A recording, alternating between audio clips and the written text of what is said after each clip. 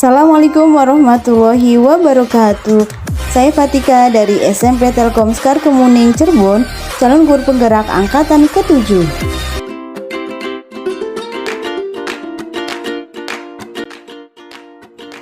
Dalam video kali ini, saya akan memaparkan tentang koneksi antar materi modul 2.1 pembelajaran berdiferensiasi. Apa itu pembelajaran berdiferensiasi? Pembelajaran berdiferensi adalah usaha guru dalam menyesuaikan proses pembelajaran di kelas untuk memenuhi kebutuhan belajar murid. Artinya, pembelajaran berdiferensi pembelajaran yang berpihak pada murid yang mengakomodasi semua karakter dan keunikan murid, karena setiap murid ini memiliki karakter dan keunikan yang berbeda-beda. Lalu, bagaimana cara melakukan pembelajaran berdiferensiasi di kelas? Pembelajaran berdiferensiasi di kelas dapat dilakukan dengan cara-cara sebagai berikut. Yang pertama, memahami tujuan pembelajaran. Yang kedua, mengetahui dan merespon kebutuhan belajar murid. Yang ketiga, menciptakan lingkungan belajar yang mengundang murid untuk belajar. Yang keempat, melakukan manajemen kelas yang efektif. Dan yang kelima, melakukan penilaian yang berkelanjutan. Aspek yang harus dipahami oleh guru, yang pertama, kesiapan belajar anak. Yang kedua, minat murid. Dan yang ketiga, profil belajar murid yang terdiri dari lingkungan, budaya, dan gaya belajar dan kecerdasan majemuk.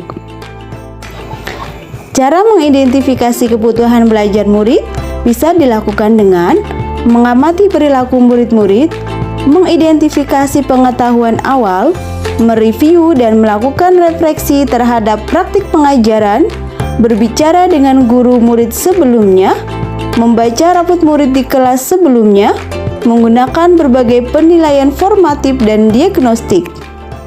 Strategi untuk mendiferensiasi pembelajaran. Ada 3 strategi untuk mendiferensiasi pembelajaran. Yang pertama, diferensiasi konten, yaitu berkaitan dengan apa yang kita ajarkan, seperti materi, konsep, atau keterampilan yang perlu dipelajari berdasarkan kurikulum atau format penyampaian. Kedua, diferensiasi proses, yaitu kegiatan yang memungkinkan murid berlatih dan memahami atau memaknai konten dengan cara membedakan proses yang harus dijalani oleh murid. Yang ketiga, diferensiasi produk, dengan cara membedakan hasil belajar murid sesuai dengan tingkat kemampuan dan potensi belajar anak. Guru dapat menggunakan ketiga bentuk diferensiasi atau bisa memilih salah satu bentuk diferensiasinya, atau kita bisa mengkombainnya. Keterkaitan antara modul pembelajaran berdiferensiasi dengan modul sebelumnya. Untuk dapat melakukan pembelajaran berdiferensiasi, maka guru harus memahami kebutuhan belajar anak dan menyesuaikan dengan kodrat alam dan kodrat zamannya sesuai dengan filosofi Ki Hajar Dewantara.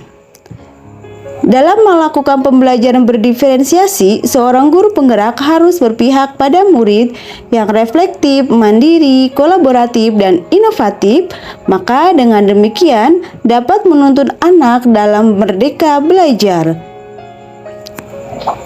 sesuai dengan peran guru penggerak.